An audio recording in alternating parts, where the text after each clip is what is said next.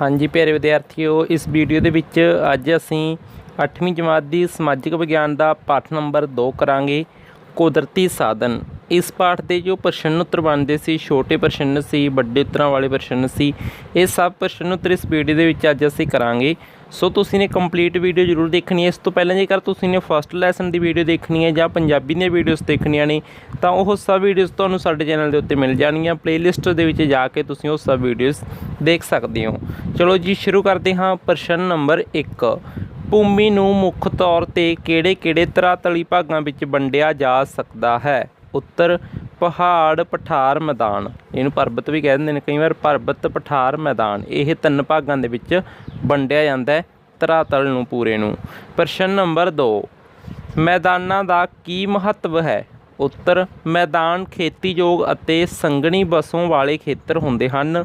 भारत के कुल रकबे का 13% भाग मैदानी है। मैदान मनुख दीआं अनेकां लोड़ां पूरीआं करदे हन। खेतीबाड़ी ਅਤੇ ਬਨਸਪਤੀ ਦੇ ਪੱਖੋਂ मैदान भूमि बहुत ही कीमती ਮੰਨੀ ਜਾਂਦੀ ਹੈ। ਭਾਵ ज़्यादातर खेती है ਜਿਹੜੀ ਉਹ मैदानी हिस्से ਦੇ ਵਿੱਚ ਹੁੰਦੀ है। इस करके ये मिट्टी ज़्यादा ढुकवीं है। इस तरह मैदानों का महत्व है। प्रश्न नंबर 3, वो किहड़े तत्त ਹਨ ਜਿਹੜੇ मिट्टी की रचना ਵਿੱਚ अपनी भूमिका निभाਉਂਦੇ ਹਨ?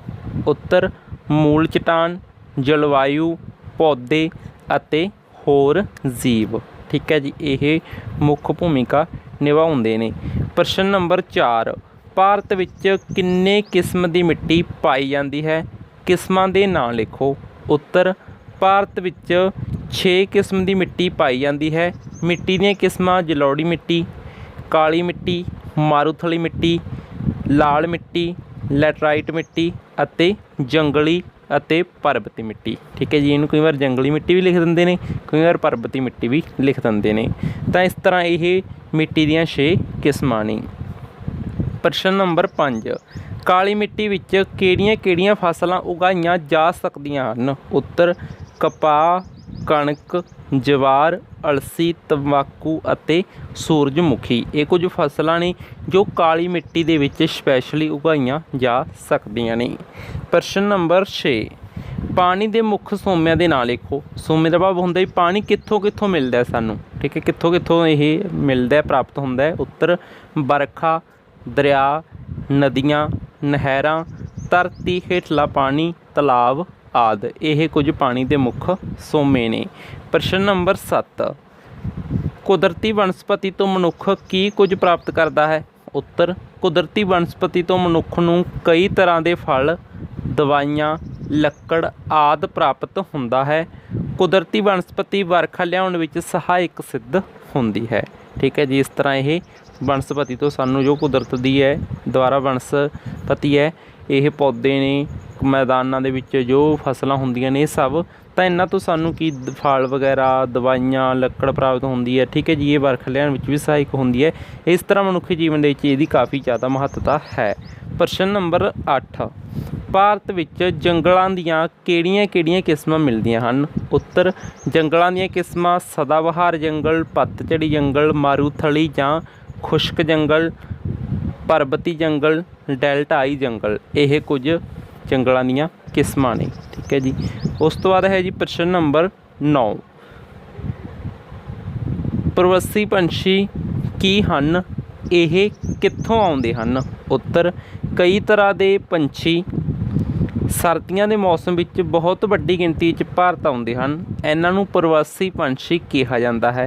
ये पंछी ठंडे देशों जिमें चीन, साइबेरिया आदि तो भारत आउंदे ने।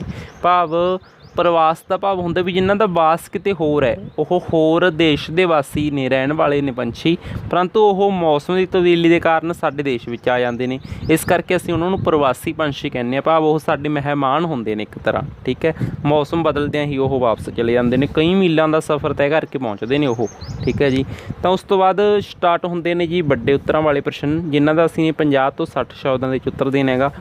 प्रश्न नंबर 10, मिट्टी दीयां किस्मां विच जलौड़ी मिट्टी की महत्ता बारे लिखो। उत्तर जलौड़ी मिट्टी देश के लगभग 45% हिस्से ते पाई जाती है। इस किस्म की मिट्टी साडी खेतीबाड़ी नूं प्रफुल्लित करने लई बहुत वड्डा योगदान पाउंदी है। ਇਹ ਨਦੀਆਂ ਅਤੇ ਦਰਿਆਵਾਂ ਦੇ ਪਾਣੀ ਦੁਆਰਾ ਲਿਆ ਕੇ ਜਮ੍ਹਾਂ ਕੀਤੀ ਹੋਈ ਮਿੱਟੀ ਹੈ। ਭਾਰਤ ਦੇ ਉਪਜਾਊ ਉੱਤਰੀ ਮੈਦਾਨਾਂ ਵਿੱਚ ਮੁੱਖ ਤੌਰ 'ਤੇ ਜਲੋੜ ਕਿਸਮ ਦੀ ਮਿੱਟੀ ਹੀ ਮਿਲਦੀ ਹੈ। ਠੀਕ ਹੈ ਜੀ, ਇਸ ਤਰ੍ਹਾਂ ਇਹ ਜਲੋੜ ਮਿੱਟੀ ਦੀ ਮਹੱਤਤਾ ਬਾਰੇ ਦੱਸਿਆ ਸੀ ਨਹੀਂ। ਤਾਂ ਨੈਕਸਟ ਪ੍ਰਸ਼ਨ ਹੈ ਜੀ ਪ੍ਰਸ਼ਨ ਨੰਬਰ 11, ਮਿੱਟੀ ਦੀ ਸਾਂਭ ਸੰਭਾਲ ਕਿਵੇਂ ਕੀਤੀ ਜਾ ਸਕਦੀ ਹੈ।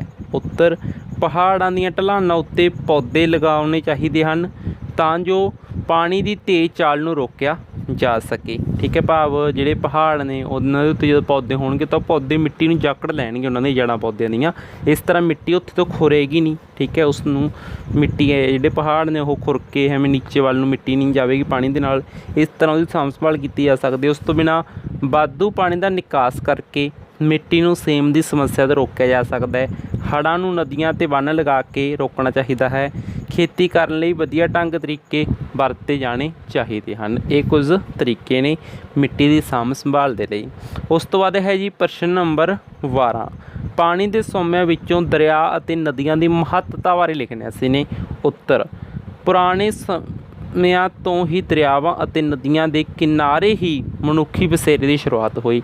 ਭਾਵ ਮਨੁੱਖ ਕਿੱਥੇ ਰਹਿੰਦਾ ਸੀ ਜਦੋਂ ਉਹਨਾਂ ਨੂੰ ਕਿਤੇ ਪਾਣੀ ਲੱਭਦਾ ਸੀ, ਕਿਉਂਕਿ ਦੇਖੋ ਪਾਣੀ ਮੁੱਖ ਲੋੜ ਹੈ। ਬਾਕੀ ਚੀਜ਼ਾਂ ਬਿਨਾਂ ਅਸੀਂ ਕੁਝ ਸਮੇਂ ਤੱਕ ਸਾਰ ਸਕਦੇ ਹਾਂ। ਜੇਕਰ ਚੰਗਾ ਕੱਪੜਾ ਨਹੀਂ ਹੋਊਗਾ ਅਸੀਂ ਸਾਰ ਲਾਂਗੇ, ਚੰਗਾ ਹੋਰ ਕੋਈ ਜਿਹੜੀਆਂ ਸਾਡੇ ਸੁੱਖ ਸਹੂਲਤਾਂ ਨੇ ਸਾਧਨ ਚੰਗੇ ਨਹੀਂ ਹੋਣਗੇ ਅਸੀਂ ਸਾਰ ਲਾਂਗੇ, ਆਵਾਜਾਈ ਦੇ ਸਾਧਨ ਨਹੀਂ ਹੋਣਗੇ ਸਾਡਾ ਸਰ ਸਕਦਾ ਹੈ।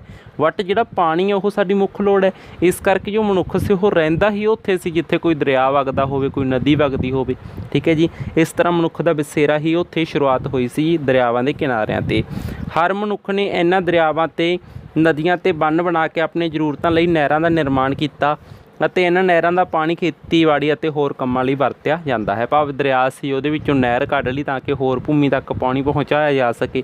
ਇਸ ਤਰੀਕੇ ਨਾਲ ਕੀ ਹੋਇਆ, ਇਹਨਾਂ ਦੀ ਮਹੱਤਤਾ ਸਾਡੇ ਜੀਵਨ ਵਿੱਚ ਵੱਧਦੀ ਚਲੀ ਗਈ। ਪ੍ਰਸ਼ਨ ਨੰਬਰ 13, ਪਾਣੀ ਦੀ ਸਾਂਭ ਸੰਭਾਲ ਕਿਵੇਂ ਕੀਤੀ ਜਾ ਸਕਦੀ ਹੈ। ਤਾਂ ਵੱਡਾ ਈਜ਼ੀ ਹੈ, ਕੋਮਨ ਸੈਂਸ ਦਾ ਸਵਾਲ ਹੈ। ਦੇਖੋ, ਪਾਣੀ ਨੂੰ ਲੋੜ ਤੋਂ ਜ਼ਿਆਦਾ ਨਾ ਵਰਤਿਆ ਜਾਵੇ, ਸਿੰਚਾਈ ਦੀ ਲੋੜ ਅਨੁਸਾਰ ਹੀ ਕੀਤੀ ਜਾਵੇ। ਠੀਕ ਹੈ ਜੀ, ਉਸ ਤੋਂ ਬਿਨਾਂ ਸਿੰਚਾਈ ਲਈ ਨਵੇਂ ਤਰੀਕਿਆਂ ਜਿਵੇਂ ਕਿ ਫੁਹਾਰਾ ਪ੍ਰਣਾਲੀ ਆਦਿ ਦੀ ਵਰਤੋਂ ਕੀਤੀ ਜਾਵੇ। ਵਰਖਾ ਦੇ ਪਾਣੀ ਨੂੰ ਬੰਨ੍ਹ ਬਣਾ ਕੇ ਜਮ੍ਹਾਂ ਕਰਕੇ ਬਾਅਦ ਵਿੱਚ ਵਰਤਿਆ ਜਾ ਸਕਦਾ ਹੈ। ਵਰਖਾ ਦੇ ਪਾਣੀ ਨੂੰ ਜ਼ਮੀਨੀ ਬੋਰਾਂ ਰਾਹੀਂ ਜ਼ਮੀਨੀ ਪਾਣੀ ਦਾ ਪੱਧਰ ਉੱਚਾ ਚੁੱਕਣ ਲਈ ਇਸਤੇਮਾਲ ਕੀਤਾ ਜਾ ਸਕਦਾ ਹੈ। ਇਸ ਤਰ੍ਹਾਂ ਅਸੀਂ ਪਾਣੀ ਦੀ ਸੰਭਾਲ ਜਿਹੜੀ ਉਹ ਕਰ ਸਕਦੇ ਹਾਂ। ਠੀਕ ਹੈ ਜੀ, ਜਿਹੜੇ ਸਾਡੇ ਘਰੇਲੂ ਕੰਮ ਨੇ ਉਹਨਾਂ ਦਾ ਜਿਵੇਂ ਕਿ ਮੱਝਾਂ ਨਵਾਉਣਾ, ਠੀਕ ਹੈ, ਉਹ ਪਾਣੀ ਫਸਲ 'ਚ ਜਾ ਸਕਦਾ। ਇਸ ਤਰੀਕੇ ਨਾਲ ਅਸੀਂ ਇਸ ਤਰ੍ਹਾਂ ਦੇ ਢੰਗ ਤਰੀਕੇ ਅਪਣਾ ਕੇ ਪਾਣੀ ਦੀ ਸੰਭਾਲ ਕਰ ਸਕਦੇ ਹਾਂ। ਅਗਲਾ ਪ੍ਰਸ਼ਨ ਹੈ ਜੀ ਪ੍ਰਸ਼ਨ ਨੰਬਰ 14, ਪਤਝੜੀ ਜੰਗਲਾਂ 'ਤੇ ਇੱਕ ਨੋਟ ਲਿਖੋ। ਉੱਤਰ, ਪਤਝੜੀ ਜੰਗਲ ਉਹ ਜੰਗਲ ਹਨ ਜਿਨ੍ਹਾਂ ਦਰੱਖਤਾਂ ਦੇ ਪੱਤੇ ਇੱਕ ਮੌਸਮ ਵਿੱਚ ਝੜ ਜਾਂਦੇ ਹਨ। ਬਸੰਤ ਰੁੱਤ ਵਿੱਚ ਪੱਤੇ ਦੁਬਾਰਾ ਆ ਜਾਂਦੇ ਹਨ। ਇਸ ਤਰ੍ਹਾਂ ਦੀ ਵਨਸਪਤੀ ਮਨੁੱਖੀ ਭਾਰਤ ਵਿੱਚ ਜ਼ਿਆਦਾ ਮਿਲਦੀ ਹੈ। ਲੱਕੜ ਦੀ ਪ੍ਰਾਪਤੀ ਪੱਖੋਂ ਇਹ ਜੰਗਲ ਬਹੁਤ ਮਹੱਤਤਾ ਰੱਖਦੇ ਨੇ। ਇਹਨਾਂ ਜੰਗਲਾਂ ਤੋਂ ਸਾਨੂੰ ਮੁੱਖ ਤੌਰ 'ਤੇ ਸਾਲ, ਟੀਕ, ਬਾਂਸ, ਟਾਹਲੀ ਆਦਿ ਕਿਸਮ ਦੀ ਲੱਕੜ ਮਿਲਦੀ ਹੈ। ਠੀਕ ਹੈ ਜੀ, ਇਹ ਪਤਝੜੀ ਜੰਗਲਾਂ ਦੀ ਮਹੱਤਤਾ ਸੀ। ਇਸ ਦੇ ਉੱਤੇ ਇੱਕ ਨੋਟ ਸੀ, ਇਸ ਬਾਰੇ ਅਸੀਂ ਵਿਸਥਾਰ ਦੇ ਵਿੱਚ ਦੱਸਿਆ ਹੈ। ਪ੍ਰਸ਼ਨ ਨੰਬਰ 15, ਜੰਗਲੀ ਜੀਵਾਂ ਦੇ ਬਚਾਅ ਅਤੇ ਸਾਂਭ ਸੰਭਾਲ ਲਈ ਸਰਕਾਰ ਕੀ ਕਦਮ ਉਠਾਏ ਹਨ। ਸਰਕਾਰ ਨੇ ਕੀ ਕਦਮ ਉਠਾਏ ਨੇ, ਇਸ ਤਰ੍ਹਾਂ ਬਣਨਾ ਸੀ ਪ੍ਰਸ਼ਨ। ਠੀਕ ਹੈ, ਉੱਤਰ ਹੋਏਗਾ ਇਸ ਦਾ 1952 ਈਸਵੀ ਵਿੱਚ ਜੰਗਲੀ ਜੀਵਾਂ ਲਈ ਭਾਰਤੀ ਬੋਰਡ ਦੀ ਸਥਾਪਨਾ ਕੀਤੀ ਗਈ ਸੀ। 1972 ਈਸਵੀ ਵਿੱਚ ਫਿਰ 2002 ਈਸਵੀ ਵਿੱਚ ਜੰਗਲੀ ਜੀਵਾਂ ਦੀ ਸੁਰੱਖਿਆ ਲਈ ਸਰਕਾਰ ਵੱਲੋਂ ਐਕਟ ਪਾਸ ਕੀਤੇ ਗਏ। ਬਹੁਤ ਸਾਰੇ ਕੌਮੀ ਪਾਰਕਾਂ ਅਤੇ ਜੰਗਲੀ ਜੀਵ ਪਨਾਹਗਾਹਾਂ ਦਾ ਵੀ ਪ੍ਰਬੰਧ ਕੀਤਾ ਗਿਆ ਹੈ। ਠੀਕ ਹੈ ਜੀ, ਇਸ ਤਰ੍ਹਾਂ ਸਰਕਾਰ ਨੇ ਕੁਝ ਕਦਮ ਉਠਾਏ ਨੇ।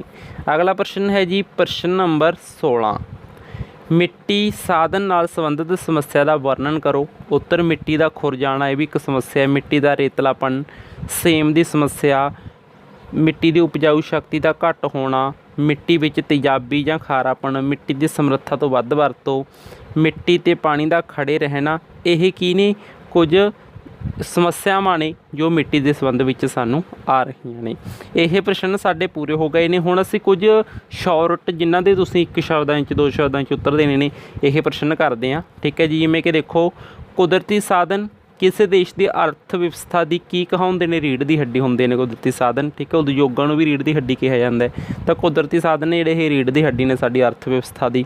ਕਾਲੀ ਮਿੱਟੀ ਕਿਹੜੀਆਂ ਚਟਾਨਾਂ ਤੋਂ ਬਣੀ ਹੈ? ਅਗਨੀ ਚਟਾਨਾਂ ਤੋਂ। ਭਾਰਤ ਦੇ ਕੁੱਲ ਖੇਤਰਫਲ ਦਾ ਕਿੰਨਾ ਪ੍ਰਤੀਸ਼ਤ ਜਿਹੜਾ ਭਾਗ ਹੈ ਮੈਦਾਨੀ ਹੈ? 43%। ਠੀਕ ਹੈ। ਤੇ ਉਸ ਤੋਂ ਬਾਅਦ ਹੈ ਜੀ ਭਾਰਤ ਦਾ ਲਗਭਗ ਕਿੰਨਾ ਪ੍ਰਤੀਸ਼ਤ ਹਿੱਸਾ ਪਹਾੜੀ ਹੈ? 30%। ਭਾਰਤ ਵਿੱਚ ਪਠਾਰ ਕੁੱਲ ਖੇਤਰ ਦਾ ਲਗਭਗ ਕਿੰਨਾ ਹਿੱਸਾ ਹਨ? 27%। ਦੇਸ਼ ਦੇ ਲਗਭਗ ਕਿੰਨੇ ਹਿੱਸੇ 'ਤੇ ਜਲੋੜੀ ਮਿੱਟੀ ਪਾਈ ਜਾਂਦੀ ਹੈ? 45% ਹਿੱਸੇ 'ਤੇ। ਠੀਕ ਹੈ ਜੀ। ਅਤੇ ਜਲੋੜੀ ਮਿੱਟੀ ਦੀਆਂ ਕਿਸਮਾਂ ਕਿਹੜੀਆਂ ਕਿਹੜੀਆਂ ਹਨ? ਖੰਡਰ ਅਤੇ ਵਾਂਗਰ। ਇਹ ਵੀ ਮਤਲਬ ਇਹਦੇ ਨਾਮ ਹੀ ਕਹਿ ਲਓ ਜਾਂ ਇਹਦੀਆਂ ਟਾਈਪਸ ਕਹਿ ਲਓ। ਠੀਕ ਹੈ। ਵਾਂਗਰ ਮਿੱਟੀ ਵੀ ਇਸ ਨੂੰ ਕਹਿ ਦਿੰਦੇ ਨੇ। ਤਾਂ ਨੈਕਸਟ ਹੈ ਜੀ ਕਾਲੀ ਮਿੱਟੀ ਕਿਹੜੀਆਂ ਫਸਲਾਂ ਲਈ ਉਪਯੋਗੀ ਹੈ? ਇਹ ਦੇਖੋ ਜਿਵੇਂ ਅਸੀਂ ਪਹਿਲਾਂ ਹੀ ਪ੍ਰਸ਼ਨ ਦੇ ਵਿੱਚ ਕੀਤਾ ਸੀ, ਭਾਵ ਕਿਹੜੀਆਂ ਕਿਹੜੀਆਂ ਫਸਲਾਂ ਉਗਾਈਆਂ ਜਾ ਸਕਦੀਆਂ ਨੇ ਕਾਲੀ ਮਿੱਟੀ 'ਚ? ਕਪਾਹ, ਕਣਕ, ਤੰਬਾਕੂ। ਠੀਕ ਹੈ। ਸੂਰਜਮੁਖੀ ਵਗੈਰਾ। ਡੈਲਟਾ ਕਿਸ ਨੂੰ ਆਖਦੇ ਹਨ? ਦਰਿਆ ਸਮੁੰਦਰ ਵਿੱਚ ਦਾਖਲ ਹੋਣ ਸਮੇਂ ਡੈਲਟਾ ਦਾ ਨਿਰਮਾਣ ਕਰਦਾ ਹੈ। ਠੀਕ ਹੈ। ਜਦ ਦਰਿਆ ਹੈ ਉਹ ਸਮੁੰਦਰ ਦੇ ਵਿੱਚ ਐਂਟਰੀ ਕਰ ਦਿੰਦਾ, ਉੱਥੇ ਡੈਲਟਾ ਬਣ ਜਾਂਦੇ ਨੇ। ਕਾਲੀ ਮਿੱਟੀ ਨੂੰ ਹੋਰ ਕਿਸ ਨਾਮ ਨਾਲ ਜਾਣਿਆ ਜਾਂਦਾ? ਰੇਗੁਰ ਜਾਂ ਕਪਾਹੀ ਮਿੱਟੀ ਵੀ ਇਸ ਨੂੰ ਆਖ ਦਿੰਦੇ ਨੇ। ਸੋ ਇਸ ਤਰੀਕੇ ਨਾਲ ਸਾਡਾ ਸੈਕਿੰਡ ਲੈਸਨ ਸੀ ਜਿਹੜਾ ਉਹ ਕੰਪਲੀਟ ਹੋ ਚੁੱਕਾ ਹੈ। ਇਸ ਤਰ੍ਹਾਂ ਦੀਆਂ ਹੋਰ ਵੀਡੀਓਜ਼ ਦੇਖਣ ਲਈ ਚੈਨਲ ਮੇਰੀ ਕਲਾਸ ਨੂੰ ਸਬਸਕ੍ਰਾਈਬ ਜ਼ਰੂਰ ਕਰ ਲਓ, ਬੈਲ ਦਾ ਆਈਕਨ ਦਬਾ ਲਓ ਤਾਂ ਕਿ ਨਵੀਂ ਵੀਡੀਓਜ਼ ਦਾ ਨੋਟੀਫਿਕੇਸ਼ਨ ਤੁਹਾਡੇ ਤੱਕ ਪਹੁੰਚ ਸਕੇ।